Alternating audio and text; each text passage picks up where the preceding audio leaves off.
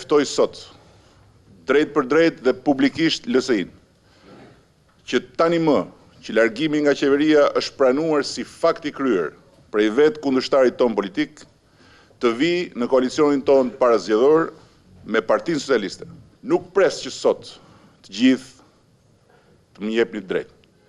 Pres vetëm që të kuptoni se unë dua të fitoj për të gjithë ju dhe kjo është rruga e fitores që na jep pushtetin jo për vete, por për t'i ndryshuar gjërat.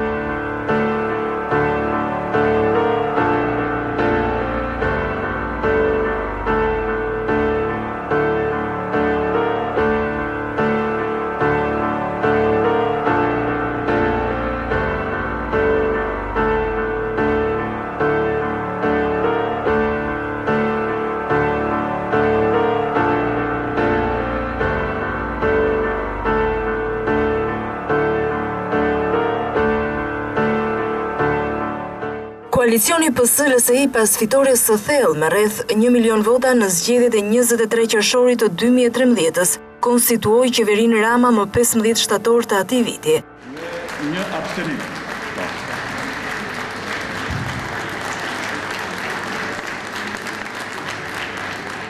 Menjëherë në mbledhjen e parë u morën 3 vendimet e para të qeverisë së re: anulimi i ligjit të importit të mbetjeve, heqja e fotos së presidentit nga institucionet shtetërore, duke e zëvendësuar me foton e Ismail Qemalit dhe dorëzimi i mandatit të deputetit të ministrave të kabinetit. 3 vendime të konsideruara populiste, që paralajmëronin se qeveria do t'i kushtonte një kujdes të veçantë imazhit të saj.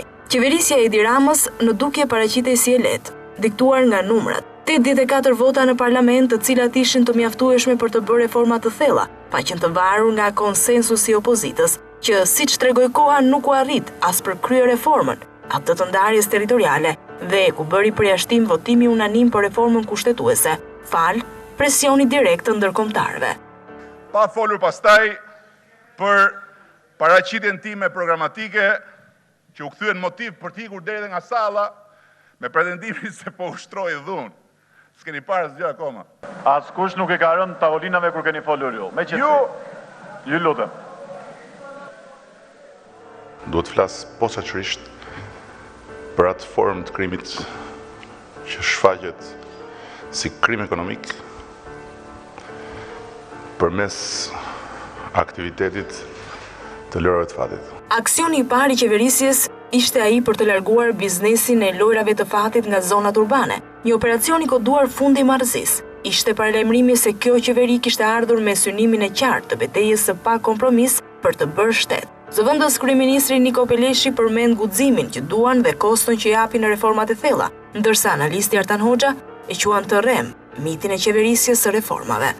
Miti që ushqen kjo majorancë përmes altirerisë vetë mediatike, se është majoranca e pa epur e reformave të mëdha, është një mit tashmë i rënë. Mjafton të kujtojmë këtu vetëmbulje të mëdha të kësaj majorance në atë që u quajtë fundi i marrëzisë, aksioni për mbylljen e lojrave të fatit, ku dhe sot e kësaj dite vazhdojnë të gjallërojnë si më parë. Reformat duan guxim. Duan guxim sepse në afat shkurtër shpeshherë ato kanë kosto, ndaj dhe quhen reforma. Një mas apo një paket projektesh dhe programesh, nëse nuk prek, nuk i trazon ujrat, si më thënë, nuk meriton të quhet reformë. Ato që ne quajmë reforma, jemi të vetëdijshëm që japin një kosto, po themi, elektorale, politike për qeverisjen, për majorancën, në afat shkurtër, por japin një përfitim në afat gjatë për shoqërinë.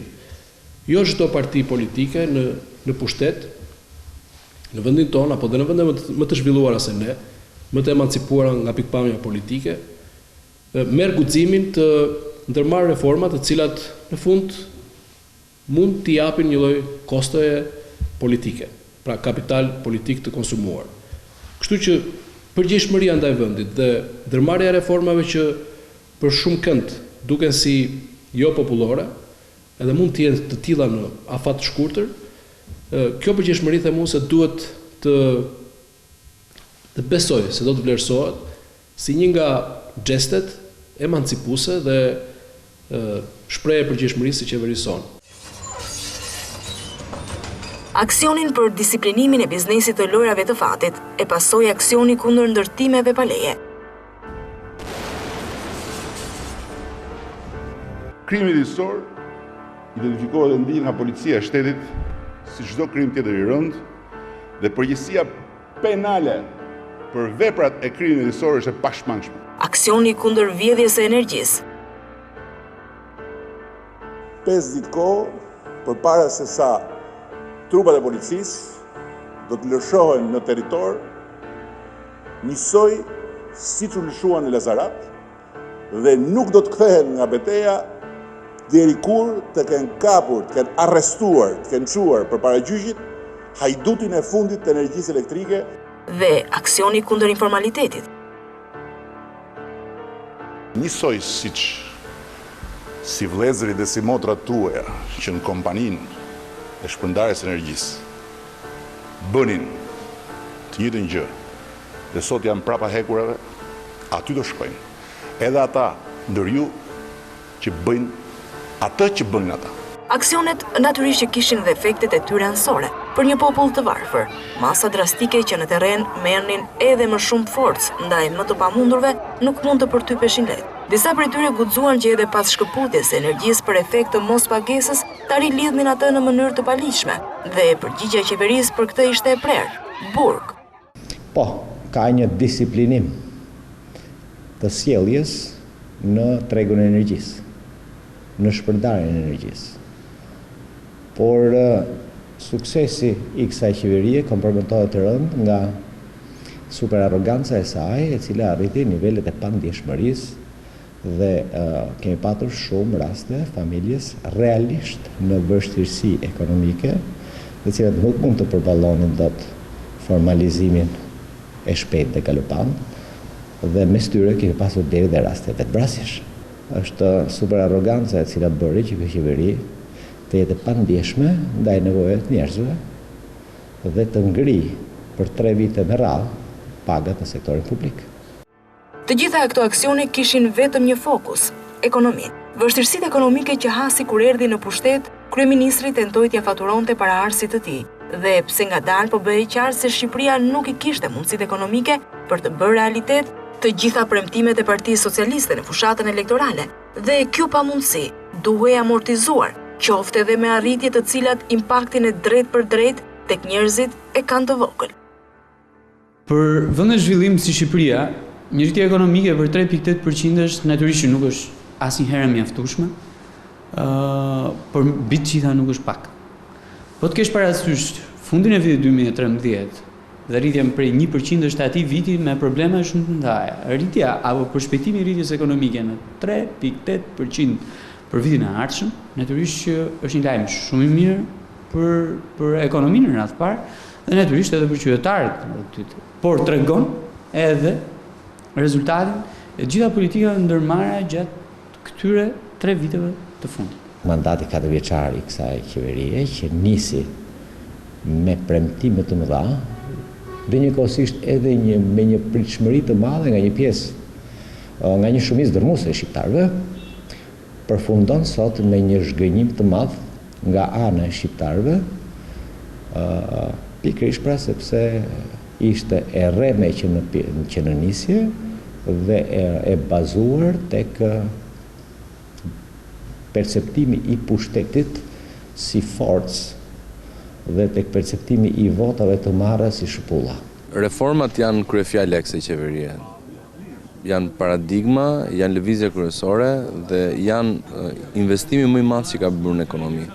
Reforma në drejtësi, reforma mbi administrimin e territorit, reforma në arsim, reforma në konsolidim fiskal, reforma në energjinë, të tëra kanë filluar të japin dividendin e tyre, pra të kthehen ekonomisë si një rritje apo një zhvillim që për shumë kohë kishte munguar. Ekonomia është e rëndësishme për vendin dhe për njerëzit të cilët e vuajnë çdo ditë në tryezën e tyre familjare, dhe krahasimi me të shkuarën duket si një alibi e kësaj qeverie, e cila, megjithse në ritme të rritjes ekonomike, nuk ka arritur të ngushtojë diferencën e thellë shoqërore mes të pasurve dhe të varfërve. Ka një problem. Problemi është se sa E gjërë është përndarja e rritjes ekonomike në të ardhura, qofshin familjare, qofshin sektorët ndryshëm të ekonomisë, por natyrisht edhe në punësim pastaj. Në rastën e do na duhet të rishikojmë politikat tonë, të forcojmë disa politika që kanë bëjnë drejt për drejt me taksimin, që ndikon drejt për drejt në taksimin e të ardhurave, të atyre që punojnë dhe të atyre që janë sipërmarrës, pra të kapitalit dhe të ardhurave nga puna, natyrisht që duhet të diskutohet akoma më tej me qëllim që të garantohet një shpërndarje më mirë e të ardhurave që vinë nga rritja ekonomike në të gjithë fashën e qytetarëve. Shqipëria nuk mund të vazhdojë domethënë të tregojë prralla siç tregon për 25 vjetësh që u rrit 2% këtu, 3% atje, 1% këtu e këtu 4% atje. Këto nuk i shërbejnë asnjëriu, maksimumi nëse bëhen ndonjëherë të besueshme janë pleshën vetëm për treguar parametra makroekonomik, po asgjë më tepër. Nuk tregojnë mirëqenien reale të popullsisë, mirëqenie e cila mund sigurohet vetëm nëpërmjet projekteve të mëdha, investime publike të mëdha ose futin e popullsisë në punë. Një betejë titanike e qeverisë ishte dhe borxhi publik. Qeveria Rama mori pushtetin me një borxh në më pak se 70% të GDP-s dhe arriti deri në rreth 73%. Dhe tashmë ky borxh në vitin e 4 të qeverisjes po tenton sërish të shkojë nën 70%. Por për të ulur borxhin, qeverisi është dashur të hejdor nga disa investime publike, për të cilat nuk i pëlqen shumë të krahasohet me paraardhësen e saj. Është menaxhuar borxhi publik në kurriz të investimeve publike, natyrisht që kjo është një çështje që verifikohet fare lehtësisht nga numrat. Ne pothuajse i kemi dhënë ekonomisë kombëtare 2014, 2015, 2016 që jemi, dhe natyrisht edhe në 2017 afro $1 miliard investime publike dhe natyrisht pagesa të detyrimeve prapa mbetura që normalisht çka kanë qenë. Një pjesë e madhe e tyre kanë qenë drejt për drejt pagesa e kontratave të investimeve publike. Kemi parë një rritje të shkallës së koncentrimit të fuqisë në më pak duar se më parë, të fuqisë ekonomike, të fuqisë politike, të kontrollit mbi vendimarrjet, mbi fluksin e paras dhe të influencave. Dhe njëkohësisht kemi parë dhe një fazë praktikisht deinvestimi. Paksim të investimit publik dhe privat në ekonomi dhe rritje të shpenzimeve jo produktive, ndryshe të quajtura të shpenzime të luksit nga paraja publike. Doni një vepër të kësaj qeverie? Po. Vepra më e madhe e kësaj qeverie janë një seri reformash institucionale të mbështetura me financim nga buxheti i shtetit që natyrisht kanë ndihmuar jo vetëm strukturimin e shtetit shqiptar, por edhe ekonominë kombëtare. Doni një vepër të dytë që është ndërmarrë nga kjo qeveri e tjera? Po, është reforma në energji. Është e turpshme që vazhdon të insistohet me një pyetje, cila është rruga e madhe që keni bërë juve gjatë tyre 3 viteve që të mbahet mend apo të krahasohet me rrugën e papërfunduar të Sali Berishës, që është vjedhja më e madhe që i është bërë buxhetit shtetit dhe taksave të qytetarëve shqiptarë, dhe që është ajo rrugë e pambaruar që konsiderohet rrugë e kombit dhe që për fat keq fillon me një hink, zgjerohet dhe pastaj ngushtohet prapë për të dalë në kufi. Tani më vjen keq, po ne nuk kemi bërë një rrugë të tillë. Hapur fare po u them këtë, dhe natyrisht nuk kam turp t'ja them kujdo qytetarit të Republikës së Shqipërisë, po ne nuk kemi bërë një rrugë si ajo e Sali Berishës. Ne kemi bërë gjëra të tjera, domethënë që janë investime, janë reforma, të cilat natyrisht kanë filluar të japin efekte tani, në fund vitit të tretë të mandatit, dhe natyrisht do të japin efekte edhe gjatë vitarësh. Reforma në drejtësi do bëhet ose do bëhet. 3 reformat kryesore të kësaj qeverie janë reforma administrativo-territoriale, reforma në arsimimin e lartë dhe kryefjala e të gjithë mandatit, reforma në drejtësi.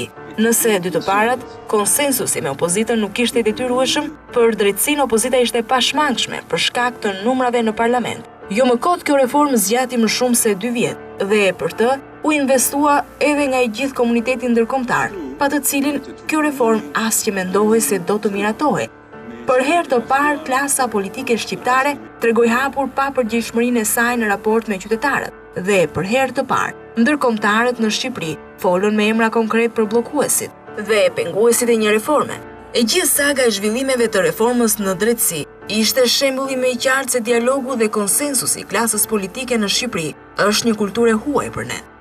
Nuk mendoj që i kemi shtëruar të gjitha hapësirat edhe kapacitetin ton për të konsultuar më mirë dhe më shumë me qytetarët.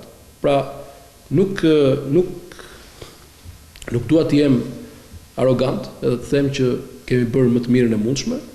Ka vend, ka hapësirë për të përthithur edhe për të integruar më shumë në procesin ton vendimarrës, ekspertizën, grupet e interesit, shoqërinë civile, e pse jo edhe politikën në përgjithësi, edhe partitë e tjera politike. Ka ardhur koha të ndërmarrin disa iniciativa të përbashkëta, të cilat duan dhe meritojnë konsensus politik dhe që ne mund t'i iniciojmë dhe t'i çojmë deri në fund vetë. 140 pro. Mbrëmjen e 21 korrikut reforma në drejtësi mori 140 vota në parlament, vota që u diktuan dhe u siguruan personalisht nga investimi i ambasadorit amerikan në Tiranë Donald Lu dhe ambasadorit së Bashkimit Evropian Vlautin. Sovraniteti i Shqipërisë u vu në pikpyetje, po ashtu edhe integriteti i deputetëve, të cilët mes frikës së publikimit të së kaluarës së tyre të errët dhe votës pro drejtësisë zgjodhën të dytën. Pikërisht e kaluara e errët e deputetëve ishte një fakt që shënjoi këtë legjislaturë. Rekordet kriminale të disa ligjvënësve mbajtën larg opozitën nga parlamenti për 6 muaj dhe detyruan majorancën që të votonte një ligj nga më të ashprit në Evropë për pastërtinë e figurës së funksionarit publik, ligjin e dekriminalizimit. Parlamenti shqiptar pranoi se krimi kishte penetruar thellë në politikë dhe në kuptimin e parë të fjalës po bënte ligjin. Kanabisi kishte marrë revansh dhe lufta ndaj tij nuk po jepte rezultatet e pritshme. Kjo u shfrytëzua nga opozita për të nisur një betejë me krimin, të cilit i kishte veshur fytyrën e qeverisë. Janë arritur kompromise, siç është për shembull kompromisi për ligjin e dekriminalizimit. Por ka qenë një kompromis i rrem, sepse sot e kësaj dite ne nuk kemi një zbatim të ndërgjegjshëm, të pranuar të ligjit të dekriminalizimit, pasi është e kuptueshme kjo majorancë, veçanërisht pjesa rilindëse e saj, është investuar dhe e ka si bazament lidhjen me botën e krimit dhe nuk mund të heqë dorë nga bazamenti i saj, se mund të ishte domos në ajër. Kriminalizimi i shtetit natyrisht që do të sjellë kanabizimin në Shqipërisë. Kriminalizimi dhe kanabizimi natyrisht që do të sjellë zgjedhje të përçudnuara te çdo kufiri të njohur më parë, siç pa rastin e Dibrës. Dhe ndaj, problemet e Shqipërisë në vend që të paksohen janë rritur. Dhe reforma e drejtësisë nuk është çelësi magjik. Nëse do t'i njohim një sukses në thonjza opozitës, kjo është e njëjta në parlament. Jo në kuptimin e aksionit politik, por në kuptimin e kthimit ose mbajtjes të parlamentit në pozicionin e një teatri politik që sa vjen dhe bëhet më i shëmtuar për qytetarët. Nuk mund të them se kemi rënë brenda, por ja ka dalë le ta personalizojmë, sepse besoj që ka një personazh që e dominon të njëjtën në parlament nga opozita, ky është ish kryeministri. Unë besoj që ja ka dalë, nuk dua të analizoj këtu arsyet, që të dominojë edhe të mbajë të tensionuar edhe jashtë konstruktivitetit debatin politik në ditën e njëjtën në parlament. Koalicioni PS-LSI dhe marrëdhënia Rama-Meta kaloi jo pa probleme në zgjedhjet lokale të vitit 2015. Nuk ka asnjë justifikim pazari i bërë në bashkinë e Pogradecit, i cili ja kalon edhe atij që njihet në mentalitetin apo në psikologjinë popullore pazarit të Roskovecit. Humbja e disa bashkive ku kandidati ishin përfaqësues të LSI-s, tronditi koalicionin, aq sa ftohja mes Ramës dhe Metës u duke pa kthim. Impulset e reja të kërkuar nga aleati më i vogël dhe rezistenca e kryeministrit solli në mendje shumë skenar, mes tyre dhe zgjedhjet e parakohshme. Megjithatë, koalicioni vazhdon dhe tashmë po përgatitet për një mandat të dytë, ku sërish gjasat janë duke marrë shkaz dhe nga retorika në publik e kryeministrit, se dy aleatët do të jenë bashkë për të çuar deri në fund marrëveshjen e 22 prillit në Shkodër, ku sankcionoi një bashkëpunim 8 vjeçar, por me objektivin për të antarësuar Shqipërinë në Bashkimin Evropian, një objektiv që ndoshta nuk është i mundur as në mandatin e dytë. Unë besoj që mandati i dytë do të jetë mandati kur veç të tjerash, qytetarët do të fillojnë të prekin rezultatet e reformës në shërbime publike dhe në disa shërbime tjera utilitare. Edhe nëse majoranca merr një mandat të dytë, do të ketë ende edhe 4 vjet kohë për të realizuar premtimet e dhëna në mandatin e parë. Shëndetësia falas është në rrugën e saj të duhur dhe ne po ecim me shpejtësi drejt mbulimit universal apo shëndetësisë falas. Së pari 600.000 të pasiguruarit që deri dje nuk përfitonin nga rimbursimi i medikamenteve, sot përfitojnë. Mjeku i familjes do të jetë falas. Edhe ky është një komponent shumë i fortë dhe shumë i rëndësishëm i mbulimit universal. Pra, shëndetësia falas nuk është sot një ambicie 100% realizuar, por është një ambicie në rrugën e realizimit të saj shumë të shpejtë. Nuk ka qeveri që nuk bën ndonjë gjë. Çdo qeveri, edhe në rastin më të keq, i bën sa gjëra, se në fundit qeveritë kanë struktura që punojnë për ditë. Por parë në këndvështrimin e hopit cilësor që duhet të kishte ndodhur në këto 3-4 vite, përkundërzi kemi një hap të kundërt. Investimi vërtet në i kësaj qeverisë unë mendoj që është në themelin e zhvillimit ekonomik apo në themelin e ekonomisë lirë, që ka të bëjë me ligjshmërinë në treg. Në radhë të parë u zbatuan kontratat, pra u paguan gjithë detyrimet e prapambetura dhe kjo garantoi qytetarin, garantoi biznesin që baza e zbatimit të kontratës është vetë shteti. Dhe dyta, reforma në drejtësi, për herë të parë i vendos nivel të barabartë gjithë lojtarët në treg, duke ditur që do kenë më në fund gjykatat besueshme ku të përplasen në raste kur nuk i zgjidhin më mekanizmat e tregut gjithë situatat. Gjithse mund, si thash në fillim, mund të numërohet një pjesë të meritave sepse ka stabilizuar parametrat ekonomik dhe ka hapur terrenin për reforma të mëdha, është e pafuqishme për të avancuar këto reforma dhe pafuqia e saj është jo vetëm në nivelin e një pjesë të mirë të deputetëve që ka sjellë në parlament, ashtu si dhe forca tjetër politike, po njëkohësisht edhe në gjetjen ose mobilizimin e strukturave të tjera shoqërore, domethënë që vërtet janë gjendje ta çojnë shoqërinë përpara. Në fund të 4 vjeçarit, qeveria është rikthyer vendimeve të para të marra prej saj. Lojrat e fatit nuk do të zhvendosen edhe për të paktën 2 vjet të tjera nga qendrat urbane, për shkak të një vendimi të majorancës, ndërsa ligji për importin e plerave, vendimi i parë i qeverisë, është sjellë në parlament për të miratuar, edhe pas kundërshtive të forta të shoqërisë civile. Gjithashtu edhe kërkesa e vet kryeministrit për një kabinet qeveritar pa deputet nuk është një zotim i mbajtur, pasi aktualisht në kabinet ka deputet. Për qeverinë kjo është koha e vendimeve jo populiste, edhe pse përpara janë zgjedhjet e përgjithshme parlamentare dhe zgjedhja e presidentit të Republikës, që do të jetë vendimtare për formulën e koalicionit parazgjedhor.